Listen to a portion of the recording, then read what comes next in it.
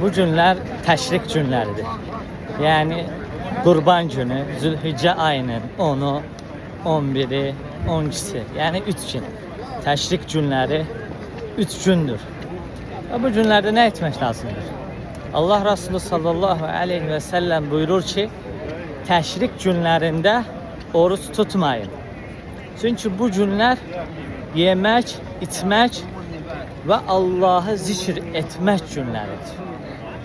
Ona göre kardeşler bu günləri bu cür dəyərləndirin. Yaxınlarınızla, dostlarınızla gəzməyə çıxın, yemək içməyə çıxın. İnsanlara, evlatlarınıza bu bayramı sevdirin. Bu bayramı tanıdın. Ne kadar değerli, kıymetli olduğunu görsədin.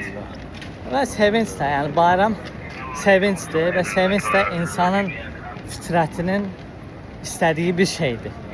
İnsanoğlunun fitrəti bu şeylere möhtaçdır. Ona göre bunlardan Allah Teala'nın halal şeylerinden faydalanın. Həmçinin təkbirləri, Allah'ı zikirdə unutmayın. Həmçinin hədisdə gəlmişdir ki, bu günlərdə təkbir edin. Bu günlərin zikri təkbirlərdir. Allahu Ekber, Allahu Ekber, Allahu Ekber. La ilahe illallah.